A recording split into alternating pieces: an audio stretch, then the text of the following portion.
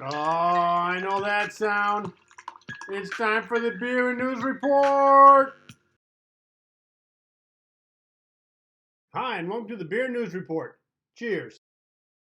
Today, I'm drinking Maybach. It's made by Terminator Brewery. And as you can see, it's an amber beer and quite malty. It's a little too malty for my taste, so I'm going to grade this as an average beer. Not my favorite, but if there's nothing else, sure, I'll have one. So cheers. Here are the winners from the highlighted shows. First off, AI is winning. It had 37 votes. Second was Fall of the Empires with 35 votes. Third was Colonizing Space with 31 votes. And fourth was Ocean Farming with 29 votes. And last is Nanotechnology with 18 votes. I really thought that one would have done better. But let's begin with AI is winning. Today's show is called AI is winning. AI stands for artificial intelligence. But how can AI be winning? I don't see any terminators around, and there's no report of terminators in the news. That's why we need a show to discuss how AI is all around us, and we don't even know it, and it's affecting our judgment. If you use the internet, then AI is affecting you. Cheers. Okay, the first thing we need to dispel is the myth that AI is something that you can see and that it'll attack you.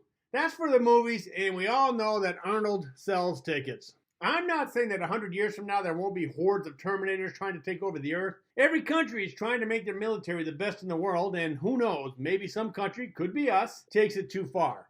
But for now, we are not that advanced. Our military has human-controlled weaponry with AI enhancements, but I don't even want to talk about the military. What I want to talk about is the AI that is for everyday people like you and me. Nowadays, very few people don't use the internet. What search engines do you use? It could be Google, Yahoo, Bing.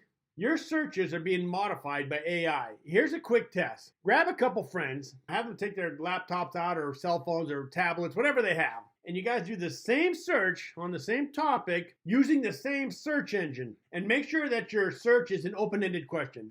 Now, what I mean by that is, don't search on something that there's only one answer to, right? So if everyone does a search on the Eiffel Tower or the Statue of Liberty, the search engine doesn't have much of a choice. It's going to show you the Eiffel Tower, Statue of Liberty. That's a closed-end question. I need it open. So an open-ended search has multiple answers, like where's the best place to go on vacation? Or something political. That'd be great. Like which country has the best immigration policy? That should give everyone different results. Now, why is that? You got the same subject. You're using the same search engine, but all your answers are different. Well, the reason is AI. Why does AI give us all different answers for different people? Well, that's a great question. Cheers.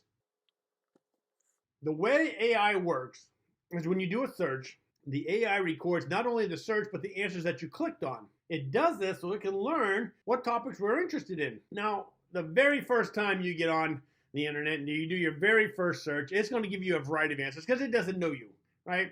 This is the first search you've done. But after you've done multiple searches, like dozens and dozens of searches, the AI will pick up a pattern, right? It'll start to understand you. It'll modify your search answers based on the patterns that it knows that's of interest to you. So why does it do that? Well, it's trying to be efficient. The goal of AI is to keep you on that web page for as long as possible. And the longer you stay on the web page, the more money that search engine company makes. But how can we be making money? I'm not buying anything. Because whenever you do searches, ads pop up along with the search answers. If you do searches on dogs because you're thinking of getting a pet, animal food ads will pop up. Companies pay to put these ads up, and that's how search engine companies make money, even though you don't buy anything. When most people are doing a search and they see something related to what they're looking for, they'll click on that ad and just check out what they have to offer. Now let's dig a little deeper and see how AI affects our searches. So imagine you have a Jewish and a Muslim friend. When they do searches, the AI is going to be different. If you had these friends search for the best places to pray, the Jewish friends, their results are going to come back with synagogues. And the Muslim friend's going to come back with a mosque. And that's because AI has learned how each person likes to pray. And the AI wants to give you the best answer. And it was right. If you are Jewish, you're probably going to want to pray in a synagogue. You don't want to go to a mosque or a church. And the same with the Muslim and Christian friends, right? So in that situation, the AI has done its job perfectly. You're happy with the way it works, but now let's take it to a different level. Let's go shopping on the internet. Yeah, cheers.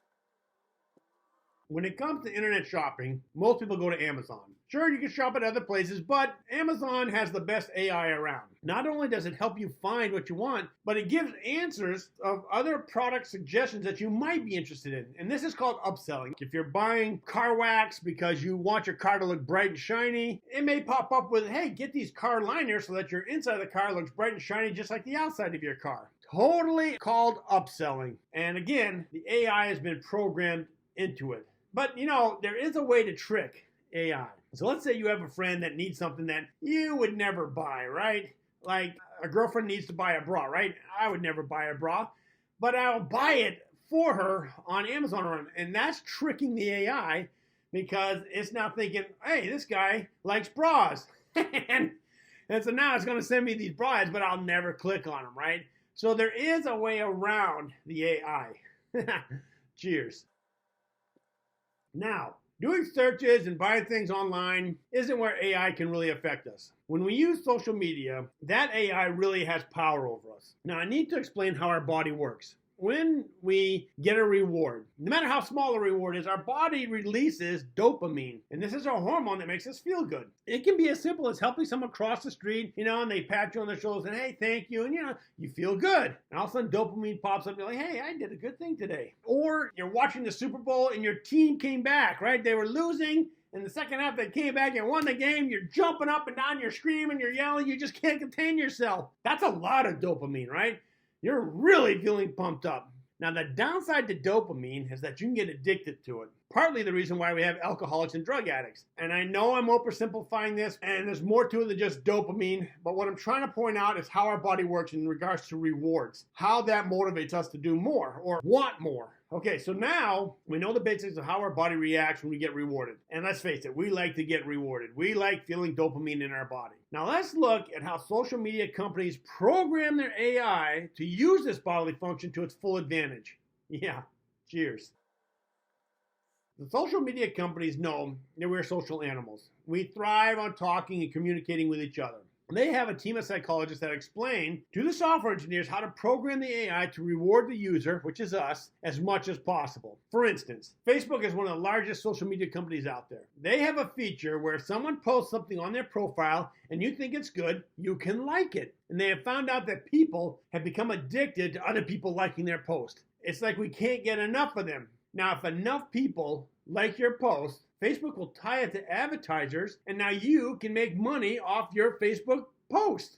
Some people are so popular, they don't even have to work. These people are called influencers. And they're not just on Facebook. It's pretty much on all social media, YouTube and Twitter and Instagram, pretty much all platforms, because if they post on all these platforms and they're making money off each platform, that's just more money in the bank. So other people see them, they're like, you know what? I want to be an influencer.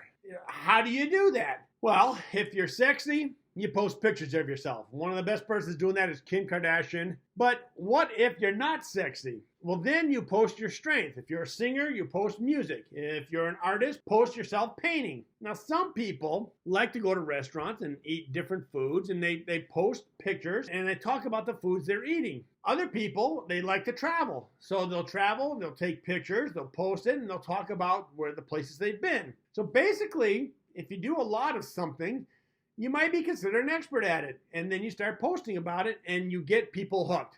For example, here's an old man who lives in a van down by the river. No, wait a minute. That's Chris Farley. This is the man I'm talking about. And he lives in a van. And he puts up educational videos of how to live in a van. He's an influencer. And he makes money doing this. He's a nice guy. Actually, you should probably watch some of his videos. So if you're sexy, post pictures of yourself. If you're talented, show the talent that you're good at. If you're old, fat, and ugly, well, I recommend you do a show about a news topic and drink a beer while doing it. Cheers. Well, so far, there doesn't seem to be anything really bad about AI and social media. That's where we have to look at dopamine and the addictive effect it has. As I said, the body releases dopamine when we get rewarded. Getting likes or hits on your post makes us release dopamine. We're like, all right, cool, people like what I'm saying. Now imagine you're part of some movement on social media, right? It could be maybe you're a part of the Green Party or a social movement like Black Lives Matter.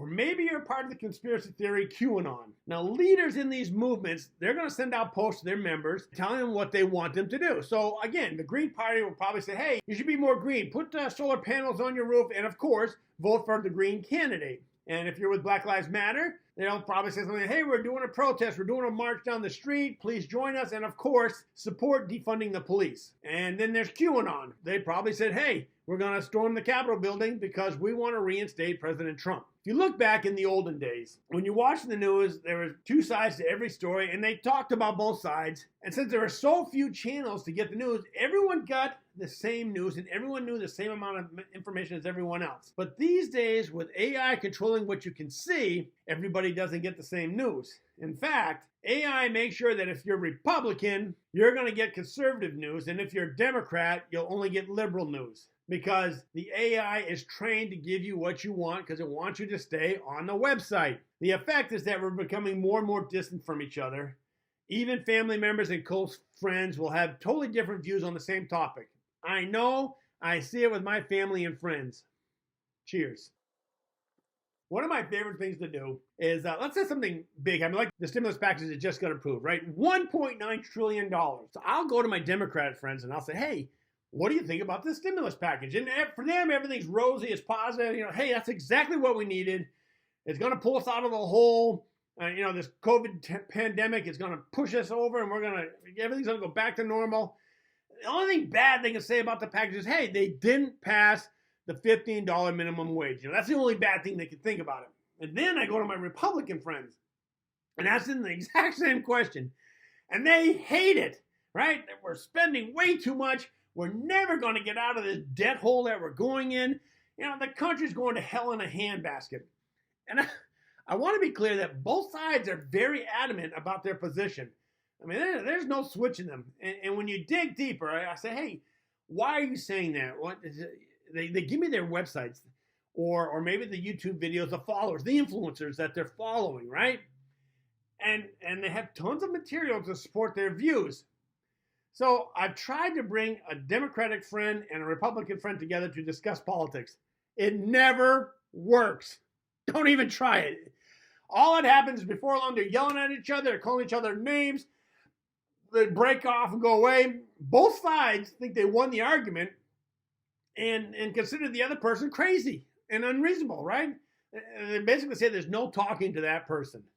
So when you hear a politician say that, hey, my constituents want this to happen, and you're thinking there's no way somebody would want that to happen. Well, no, this politician probably isn't lying. In their small area, whether they're Democrat or Republican, they probably do have constituents that want what they're doing. And that's why Congress can't get anything done. Not that they were very hard working anyways before this, but now it's worse than ever, right? Cheers. The thing that worries me is the extremes that social media can push people to. Now, what extremes am I talking about? Do you remember the Arab Spring Revolution in the early 2010s? This was mainly driven by social media to a point where the government of a whole country shut down the internet. And people actually died in this revolution, and leaders were pulled from office, right? Gaddafi got killed really brutally. And in fact, Syria is still fighting. And then there was the Rohingya genocide of 2015 in Myanmar. Social media was used to denigrate the Rohingya people to a point where the police and the military attacked them and kicked them out of the country. They burned down their houses. People definitely died. I mean, it's just a bad situation overall. I don't want to scare you. The U.S. hasn't gotten that bad. But let's consider that it was social media that convinced the people to attack the Capitol building. And if you listen as they're attacking, they wanted to kill people. When you hear them say, hang Mike Pence, that's pretty brutal. So that's the power of AI. And by feeding us what we want to hear, whether it's true or not, it's building us into these social media addicts. And we lose the ability of reason and compromise. What AI is doing is turning us into terminators. They don't need to build machines. They can condition our minds to do what it wants. Now, what does it want? It wants to control your mind, right? It wants you to stay in its world, that world of the social media. It'll feed you whatever you want as long as you stay on the website and hopefully bring others with you. And that's what gives it power. So how do we stop this? Well, it's not going to be easy. Cheers. First off, as long as possible, keep your kids off social media. No Facebook accounts, no Twitter accounts, no YouTube. Minimal access only, and hopefully supervised. Next, and this is even harder, don't let your kids have a cell phone for as long as possible. Why? Because texting is social media and it's extremely addictive. And kids kind of blur the lines between right and wrong. They haven't been conditioned enough. They're not adult enough to really understand, and bad things can happen with text, right? We heard about the girls that talked that one kid into committing suicide, right? So if you can't do either one of those, which is pretty common, that's very hard to do, then what you have to do is be an example to your kids. You have to show them both sides of the story, right? I know. My California friends are saying, wait, what? We have to talk to our kids? Forget that. That's Esperanza's job. For now, just be open to hearing both sides of the story. And most importantly, don't believe anything you read on the internet or news that gets emailed to you from a friend, because most of the time it's false. Other countries have found this weakness in Americans, right? They'll believe anything on the internet. And so they purposely post fake news articles and make bogus emails about the government doing things that aren't even close to being correct. Now, I know it sucks, but you got to do your homework. When you read something or somebody sends you something and it triggers an emotional response, you have to stop, double check, and make sure that it's factual. I'm hoping in the near future, social media companies will have to verify or have a well-designed AI that self-verifies all news posts on their website. They're starting to do it now, right? They have Twitter shutting down stuff and Facebook shutting down stuff that is false, but it needs to be a whole lot better, right? Cheers. Well, as you can see, my beer's almost empty. That means we're at the end of the show. I hope you liked it. If you want to contact me, send me comments, you can use this email address. If you did like it, please click that like button. Of course, if you want to get notified of new shows, click the subscription button and then click the bell icon next to it, and that'll notify you when I post a new show. And until then, keep your beer cold and your interests hot. Cheers.